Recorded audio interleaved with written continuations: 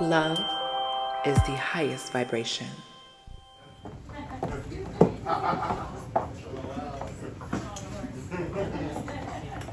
All right, everybody. How y'all doing tonight? Woo! I hope that y'all feeling real good because I feel amazing, honey. This is another episode of Dreyas Closet. This is episode 5. Oh my goodness, make some noise. I'm so excited about this episode. You know, last episode I got to interview a lot of beautiful queens right here from the capital region. And I'm going to do the same thing tonight, but more like on a more personal level with Opal Essence. Make some noise for Opal.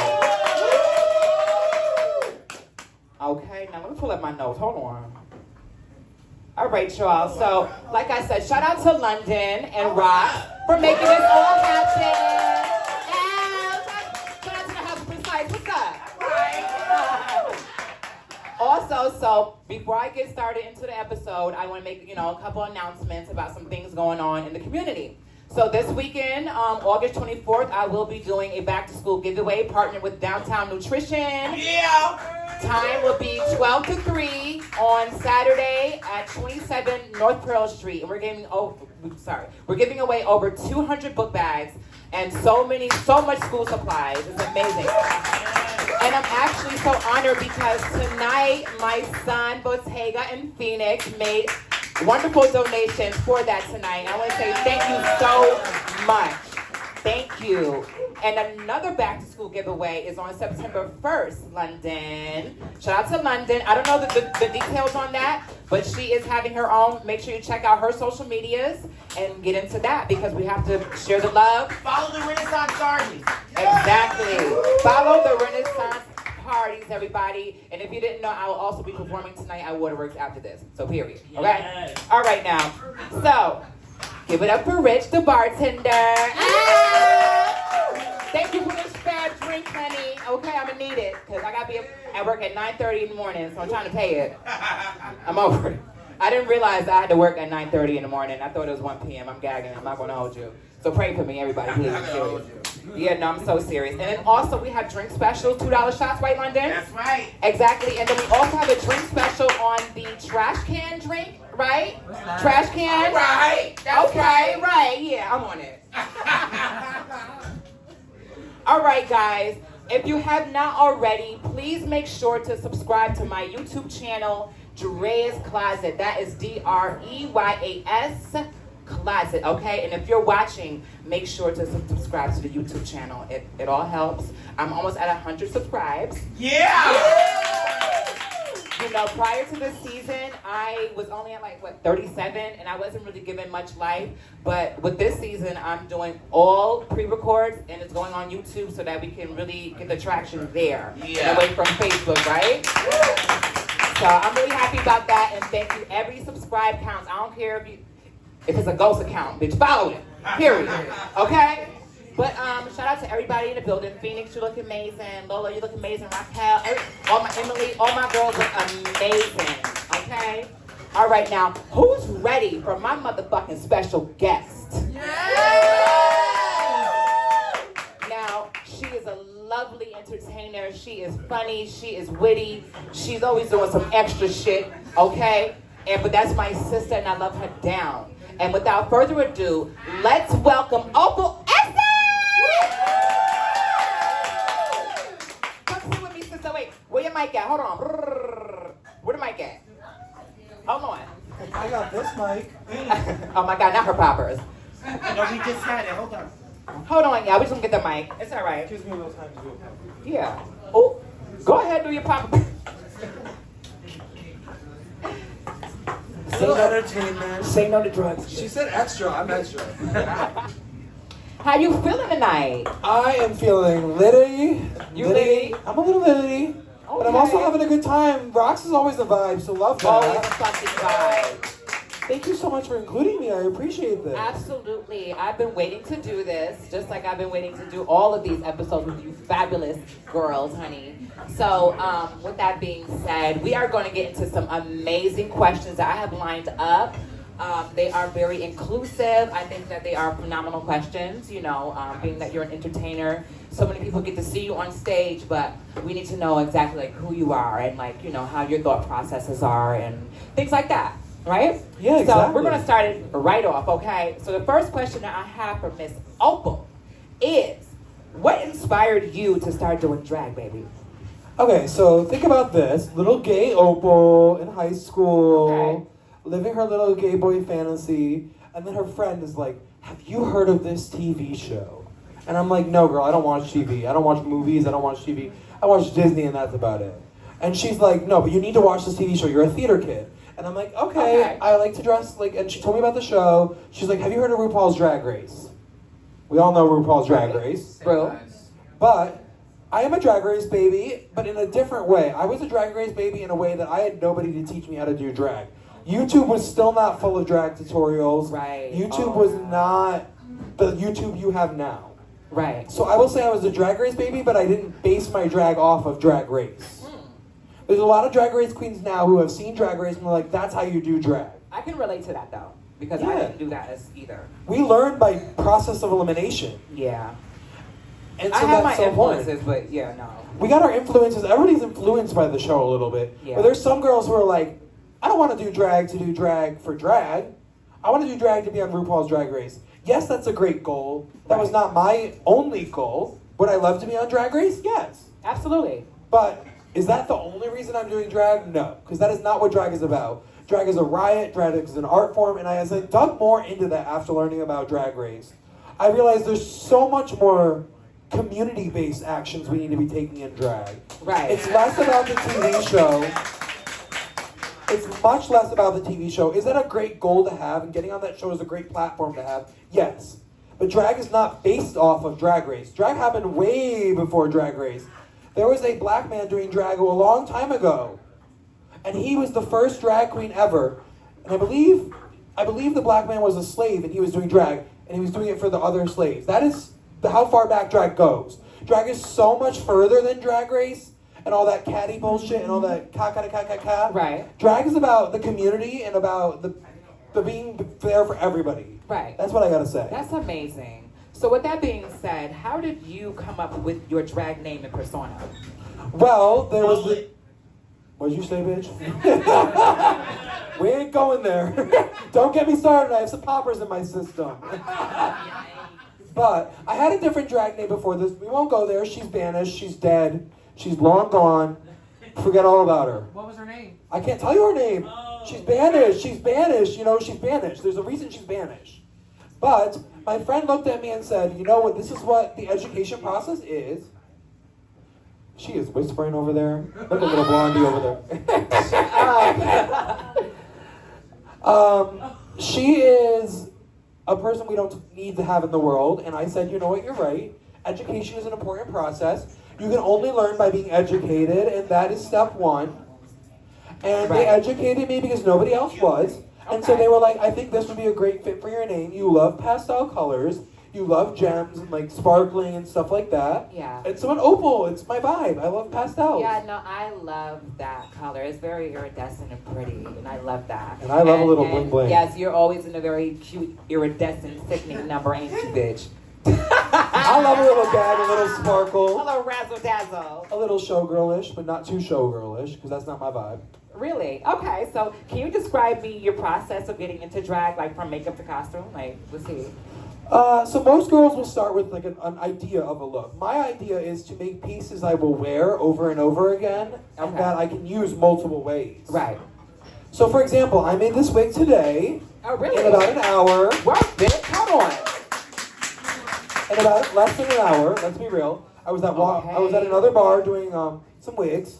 Work. And I made this wig, and I was like, this will go perfect with my purple stole, because I love lavender. It's my favorite color. I've noticed that, yeah. Lavender is my favorite color. Yeah. So I made the purple stole. Well, I didn't make the purple stole. I got the purple stole. I had this outfit, which was made for me by Miss Lola Romano, Avi's mom. Work, Lola. Yes, she sews, so if you need something, hit her up. But I gave her free creative freedom on this. I said, this is what I wanted to be the vibe of. And then she made it. So my whole thing is putting pieces together. Okay. So I don't want one thing to be one look. Because if it's Right. only one look, I'm wasting money on that. I can't use it for every gig. Don't be like Lala. Lala, you're losing money over here. If you use it for only one piece, think about that. We as drag entertainers are not paid enough to be using drag as one piece only. Right. But you know what? I have an anxiety about, and I do it, don't get me wrong, but I have like anxiety around repeating pieces. I know that's right. You know, like, and I know that realistically, like, it happens and it's okay. Yes. But for some reason, I have like, I'm always spending money on my wardrobe because I'm like, I just feel like people are like, oh, she wore that already. Don't get me wrong. I You wear the know? same. May wear things once or twice, multiple times. We all do. I have 3 closets full of drag in a storage unit. Right. I'm not spending money on my drag. Right. I have a lot of drag and I have a lot to share and grow with. But the thing is how you wear it. Say you wear this dress and you have a gold choker, big fur sleeves, and different shoes. It's going to look totally different than what you're wearing right now. Right. It's all about how you accessorize the look and how you embellish it. Right. Anything cheap can be made into something expensive. That is very motherfucking true. All my budget girls, make some noise. There's My budget nothing wrong with girls. being on a budget, bitch. Baby, I shop on a budget. I don't know what the fuck else. We're all on a budget, bitch. We're not getting paid what we're worth. Okay. So, okay. Now, with that being said, what challenges have you faced in the drag community, and how have you overcome them? This is a great question. I think there's a lot of challenges I faced in my career. I think I am in a spotlight that not a lot of girls have. I've been on a TV show. I have run the scene in like a few different bars for a very long time. About 4 years now. I've had my show Okay. at multiple places, and then I'm starting to pick up other shows at other places. Congratulations. So, thank you. It's a great thing, but it's also a negative thing because that means people's eyes are on you. Right. So any mistake I may make is more scrutinized than a normal person who is under the radar. Right. A lot of people make the same mistakes I make, but they don't look at them the same way. Why do you feel like that? I feel like it's because people see me as somebody who's easy to back down, somebody who will try to just ignore the situation versus engage in it. I don't like to engage in a lot of situations. If somebody gets me rubbed the wrong way to a certain point, or I'm in a mood already, I will engage in the situation. Right. If they antagonize me, or I am already in a mood that I'm already in, it's going to be easier to get me going. Okay. But I tend to ignore a lot of drama.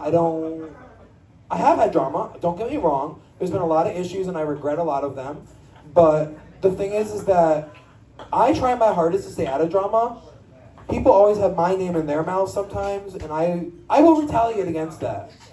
I'm not somebody that's oblivious to the things I've done wrong, but I feel like I always take myself accountable and hold myself to my actions. And I know what I do. Well, that's amazing, and that's good. I think everybody should do that when we're dealing with so many other people, right? Yes. Because everybody makes mistakes. It's 2 ways to each story. There's not just one way to each story. There's 2 sides to every story. And yeah, that's all I gotta say. I hear you. So with that being said, what's your biggest drag influences? Well, there's a few different ones in the Albany community. I will say that a few of my drag influences in the Albany community would have to be obviously London for her community work. Let's give a round of applause for that. That is something every single queen in the area could inspire from. Nobody's doing it like her. Her focus isn't the drag, it isn't the shows, she's making sure everybody else is okay. Okay. And whether you believe that or not, that's on you, but she is doing that. Right. So that's one in my local. There's a few locals and a few higher ups. Okay. I will say that's my best way of putting it without categorizing everybody. Right, now who's your higher ups, like from mainstream maybe? I mean Aja, obviously. I've always been a House of Aja fan. She has been through a lot of shit like me. People have scrutinized her, hated on her, called her looks names, her personality names, her transition names. And the thing is that Aja has never given up. She's threatened to, but did she? No. Because you know what? Aja knows who she is, and she's fierce. She's fabulous. She can entertain. She can serve a look. And she was on a TV show. She knows that's going to happen. We're all going to be upset because of somebody's opinion. Right. But that's not what it should be about. It's about us. It's not about them. So that's one of them. And then obviously my drag mother, Honey Davenport. My good sis. Yes. My Judy. Her and Cynthia Lee Fontaine, my auntie, have inspired me so much. and have cultured me in ways that I wouldn't imagine being cultured. They clock me on shit all the time. They tell me what I do wrong. They tell me what I do right. But they also encourage me and tell me how to grow. Right. You can clock me And on that's stuff so all the time, but important. if you don't tell me how to fix it, there's no Right. real way to go about that. Okay, that's amazing, and that's another part of taking accountability, and that I love that you're doing, and that's amazing. So how do you think that drag has like evolved over the years? Oh my God. Drag has evolved over the years in so many different ways. Right. There's good, there's bad, and there's the ugly. The good, it's become more popular and we can make a little bit more money off it. Not enough, but a little Right. bit more money. Right. Let's make some noise for making a little bit more money off drag. There's still a long way to go. Yes. If you have not seen Keisha Carr or That Bearded Queen story on Instagram this morning and this day, look it up. If you're a drag entertainer, you should be like right there with her. That's all I gotta say. Okay. And then for the bad, I think drag has changed because not everybody thinks they can do it, which they can. Drag is for everyone. It's an art form. It's fun. But everybody is not. Keisha said this best. Drag is allowed to be for everybody, but not everybody is ready in drag to be paid the way the other people are. Okay, It is cool. a job just like That everybody makes else. a lot of sense. Because think about it. I've been doing drag for about 12 years now, since high school. I've been doing drag professionally for 10. Since high school, since like 12. And the thing is, like, it's a job. It's like any other job. You get a raise as you go on. Somebody who just started should not be getting paid what I get paid to do what I do. I have put too much work and too much culture into the community for them to be erasing everything I've done. And I appreciate new artists. That is not me saying I don't appreciate new artists. I just think we should be paid based on our work, not that we show up. Your work. Right. Okay. What I've put in. So speaking of new artists, though, what advice would you give to someone who's interested in starting drag? This is a great question. I have 3.5 drag daughters. We have 3.5 because one of them's like, you're my mentor, but you're not my mother. So I've got the lovely Phoenix Fox who's in the audience. She's the one that claims me as a mentor. I will claim her as like half a daughter because like I did teach her a lot. Let's be real. She's not oblivious to that. Piper Fixation, my real daughter, is here. Then we have Vehicular Manslaughter, which is one of my daughters. And the one that runs the Renaissance Garden, Forest Floor. So what I will say is, I love nurturing drag. Drag is something that everybody should be able to do in their own right, in their own way. But the thing is, there's some fundamentals you have to start with. Open sets. Not everybody gets to come right out of the bat and get paid. You should come out, support the shows that you want to be a part of, show up in drag. Even if you have a flash drive or a CD in your pocket, I know we're old, but like CDs are still a thing. Flash drive is more. Flash drive is more. Or you can email yourself the track. Natalie Taylor taught me that. Email yourself the track, and then you can just forward it to the DJ. Anybody. But like, if you come prepared, and you come prepared a few weeks in a row, you'll eventually get asked to do a number. That's There's- so true. Consistency and showing up is definitely key. You're not going to get booked because you look pretty. You're going to get booked because you support the community and you show up to our show. Exactly. I could care less who can dance, who looks pretty. You're getting booked because you've been there for my shows, you've been there for me. You're a person I know wants to dedicate their life to this craft. Okay. So I want people who are genuine to the art form. Not just here for the fun time. Yeah, you can have fun and have a good time and it can be a hobby. But there's some of us who are trying to make this a business. And if you're taking away every single gig because you just want to do it for fun, you got to learn your place. That's all I got to say. Okay. That sounds Okay, harsh, I but I hear mean you. it for well. I Okay, mean I it well. hear you. I've been here for too long and not enough credit for what I do. Okay, so how do you balance your drag career with other aspects of your life? So for those of you who don't know, I'm a pharmacy tech with my day job. Okay. I did not know that. Which Wow. and here's the story behind that. I started a week. Real boy. Yeah, girl, I'm Pinocchio, bitch. I don't lie though, so don't trust that. Don't try me on that. Don't get it twisted. Don't get it twisted. The girls know. They'll twist that, but let me hear you say it now. She don't lie. Period. A few of them said it. But anyways, I'm a pharmacy tech for my day job. And basically, I started that job as a cashier. And within the first week, they saw my talents. And they promoted me to a tech, which is a huge deal. Within a week of working there, I got promoted. That's wild. That is crazy. Like not even a That's full a week. blessing. Yeah. God bless And so you. now I work very part-time as a pharmacy tech, but my main job is drag. I do drag more than I work at this store. And they understand that. They're blessing in disguise because not a lot of jobs care about your other activities. So the fact that a retail job is caring about my other activities is wild. Okay. So that's what I do in my daytime, but drag is the focus. And I made sure when I got interviewed at that job, I expressed that. I expressed my goals. I expressed what they wanted. Because if they're not going to hire me for me, they don't deserve me. They don't. They absolutely don't. Okay.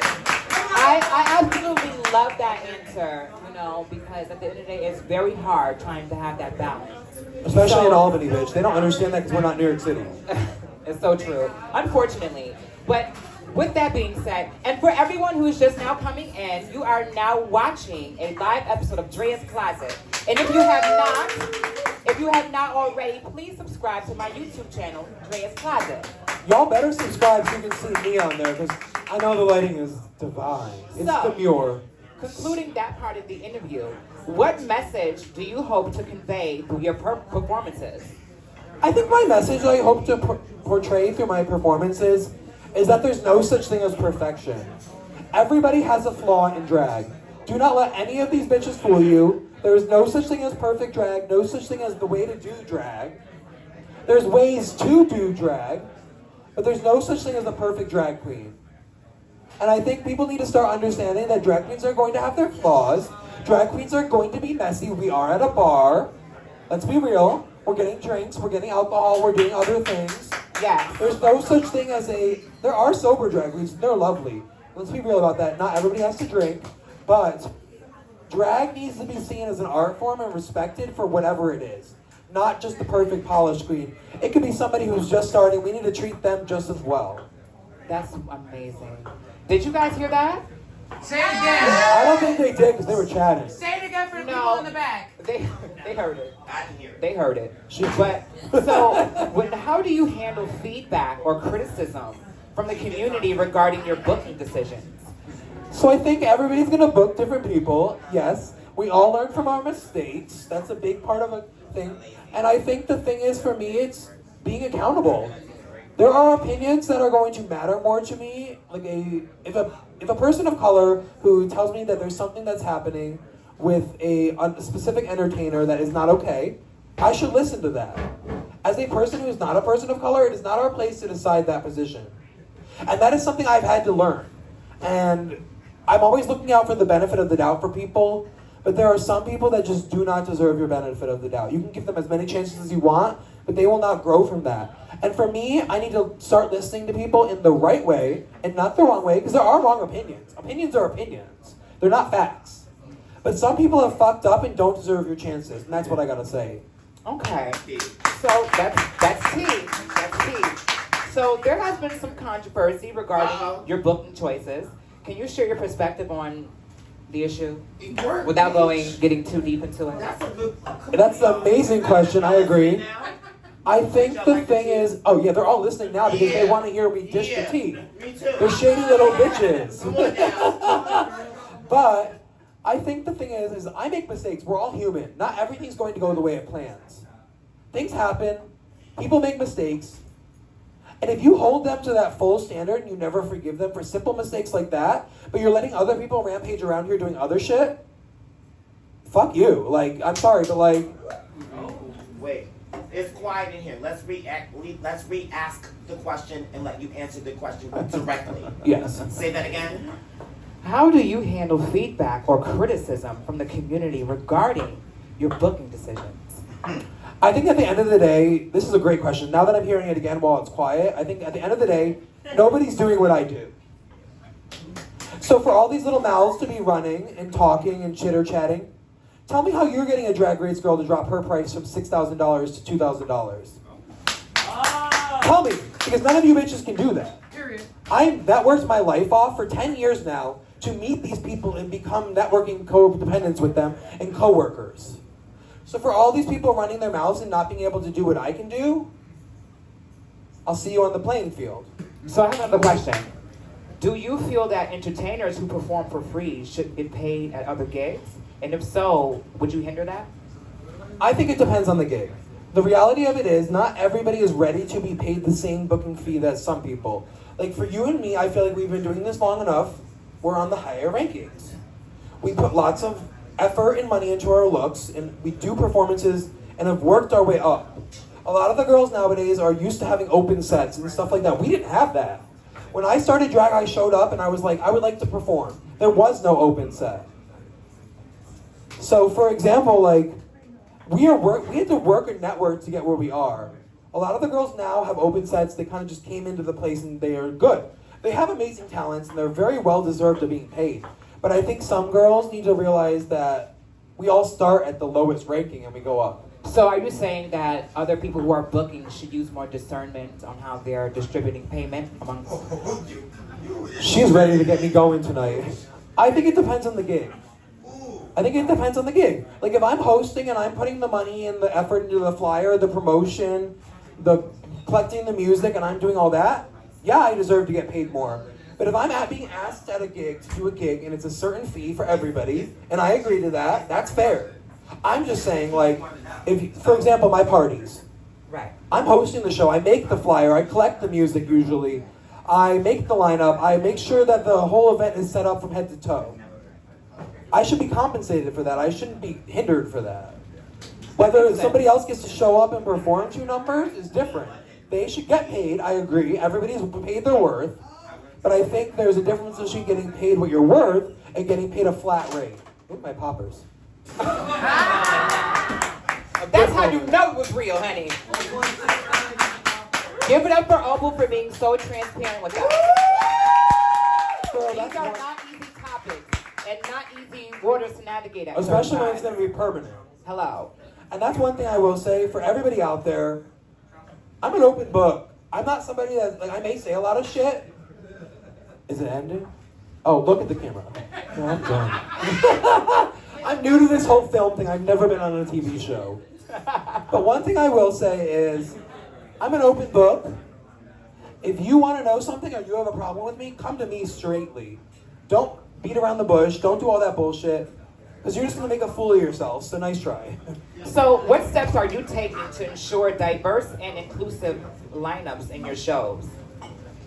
There shouldn't be steps to making diverse and inclusive lineups. It should just be a given. But it's not. It's not, and that's a problem. But it shouldn't be a thought process. It shouldn't be, oh, what POC girl can I pick for my cast tonight? What drag king can I pick for my cast tonight? It should be, I have a drag king, I have a POC girl, I have a trans girl, and I have a white girl. That's dope. It should be all of it put into But it's you a must natural know, thing. you must know that is not the thought process. So I'm happy to hear that.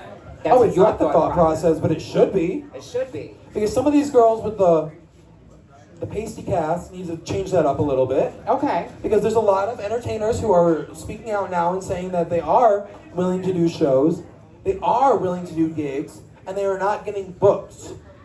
And that is a problem. Let's talk about Zaria. Zaria said she'll do shows. Exactly. Has anybody booked her in a show lately? Mm-hmm. It's silent. Crickets. There's Queenie now. We have Queenie in the scene. We love Queenie. She is getting booked. We love that. We have Lala, who will do gigs. Why are we not considering Lala? Yes. There's a lot of new... Oh, wait. Lala is considered, okay? She's considered, but I'm saying you're not booked as you could be. Right. No, but now keep in mind, You do for your best. myself, I have a lot going on. That's true. So I cannot do every show. And I will say that this year, the blessings and the opportunities have doubled. The last 2 years, last year and year before, no. How This long have you been doing drag for? But also, I've been putting a lot of work. I had to reintroduce myself. My name is Hope. Okay? Like, I had to reintroduce. True. I had to do a lot of work to get to where I'm at now. And some of you have seen me from 2021 when I was out here with the social anxiety trying to perform. And you know, it was a lot of work trying to stop. It was a lot of work trying to do this. So, yeah. I just think that we as a community have a lot of opportunities to book Latino people, black people, trans people, Yes. kings. And I'm sorry, but if you're hosting a show and you're getting paid and you're living in the area, you have the chance to use that budget to book other entertainers. That budget is not just for you. And shout out to Stella. Stella Because is she one makes of them. sure that she's another one who makes sure that she shows the girls love. That's who I Better than some of these girls will do. Oh my goodness. So what do you think are the biggest challenges in booking performers for drag shows? I think the hardest Because part... you know it can be tricky sometimes Girl. getting all the girls together. Girl, getting the girls together, the hardest thing is getting them to do their job on a timely manner. Right. A queen or king should not be late. Well, besides one, I will give her the permission to do Who it. that? London? She's done this for long enough, she has an excuse to do it. She got her senior citizen card. I want to say, if you're starting out and you're getting booked, There. if you're getting booked for shows and you're like trying to build your brand, 15 minutes early is late. You should be at least 30 minutes early, getting in the back room, making sure everything is ready, your stuff is put together, the show is going. And you should also have your music on time. That should never be late. That is so easy. You can send extra songs. You can send extra songs and pick your order later, but you should never have nothing in there on time. And you should also be promoting a show. I'm not going to book a bitch who can't share a fucking flyer on Facebook. Yes. Oh my goodness. It is so important, guys, to like, and a lot of you know this, but for those who are viewing the show, it's like so important to not rely on the popular girls who are on the flyer. Share the fucking flyer. Girl, people are tired of seeing me and they don't show up because I'm here. No, but you have to get exposure. You know, you have to keep sharing and sharing. They don't sharing want to see the until same you're girls. tired of sharing it. You know, and Because it can be difficult. You know, balancing work life and drag life and this life and that life and relationships. It takes and 5 stuff. seconds to share a flyer. It does sometimes. Hit the share button, bitch. I don't care if you're typing up your own post. That's great. You should be. But if you can hit share, you got a different community than I do. Let's be real. Lola and Queenie and Phoenix, they got a different fan group than I got. Let's be real. They're gonna if they share the flyer, it's gonna go to different people than I will share. So if we can all share, the bars will be packed. The bars will be busy. The bars will start to learn that we are why people are here. Wow. Look at this bitch. She didn't give a whole word, bitch. I love a good speech, no shade. She got me sober for once. That's the whole problem. So, are you dating? Oh, she got into the real question. This is the tricky one. I am not dating. What are you into? Girl, I'm into men. I know that much. Oh my goodness. See, this is a long story that we I won't get never into. knew. That's all I know. I'm a top. I'm a man. That's all I know. No, I didn't know that. Girl, I like the top. I don't want things up my ass. That shit wrapped up too long. The girls who know, the girls who know. The other day, I won't say who knew. Always take back. How could it even be? It's not even tape back, bitch. Oh. Girl, and let me tell you, the girls who have seen me unpadded, untucked, some of you who are here They can said know what? that. They said, girl, how do you hide all that, bitch? Wow, so you're hung? And you said. Maybe. And I said, I just shove it back and push the pads on lots of tights. Some girls have seen it and they said it's hung, bitch. Girl, that's on camera. As I said, I'm an open book. That shit on camera. You better motherfucking work. So are you looking to date? Are you looking to get I in a think- relationship soon? I think the thing is I would love to be in a relationship, but gay and queer culture is so fucked up in the dating scene. I am not a hookup girl. You cannot have me one time and throw me out. The thing is I want a relationship. I want a person who is going to be there for me for who I am in thick and thin. I don't want to have sex and call it the end of the day. Sex is not my vibe. I want a person, someone I can talk to, someone I can have issues with and resolve. All the good things that people aren't looking at anymore. Do you think that the dating pool in Albany is like trash? Or the capital? Okay. No. Like from Kingston up, do you feel like the dating pool in the upstate region is like lackluster? Do you think it's more like better in like the city or like down south, out west? I don't think it's any different in New York. I think New York City is just a bigger area with more people, so you're gonna find different things. We are a smaller community that portrays everything that every other city has. And the problem is the world itself is too hookup focused. Not everybody wants to have sex all the time. It's great to have sex, but it's not the end-all be-all of a relationship. If that's all you're basing your relationship on, good luck, babe. Look, I need dick 3 times a day. Oh! And that's great. You If married. you also have a man that loves you for I'm you. lying. My goodness. She's getting it from the same person, but... That was a Nikki quote. Is it a Nikki quote? That's a Nikki quote. That honestly was, but And let's think about that. Let me ask you a it was question. really just energy. But here y'all go. We're carrying. No, but Opal, I want to say thank you so much for coming up here and doing your big one. Why is she over there dancing? She's always dancing, bitch. Let's be real. No, I look back, all I see was hair moving. She can't help it, she got inches. So, please, are you in the show tonight? Actually, I'm hosting the show tonight. Work. Oh, sorry. Sorry, everybody, I'm the host. I don't always be doing my research, but guys, make sure you stick around for the show tonight. It's going to be absolutely fucking amazing. Opal, thank you so much for coming on to this show. And disregard me fucking 3 times a day. But thank you so We'll much. edit that out. Yeah. But thank you so much for coming on to the show. I know it takes a lot to really be vulnerable. Like this, in front of large crowds, in front of shady bitches, you know what I'm saying? Oh, I know. There were some here. But I appreciate you. A couple. And I thank you for giving me the time and wanting to be on the show. And I thank all of you ladies who have been on the show so far. Yes! I love you guys so much. This is another episode of Dreyas Closet. Huh? Give it up. Live. What's our saying? What's our saying? Live, laugh. No, love is the highest vibration. What was the one I invented for you? Oh, live, love. Wait, live, Live, laugh, Lala. Live, Bitch, that is a Lala, catchphrase. bitches. You like that. I know you do, Raquel. Love you, Lala. Thank you. Love is the highest vibration.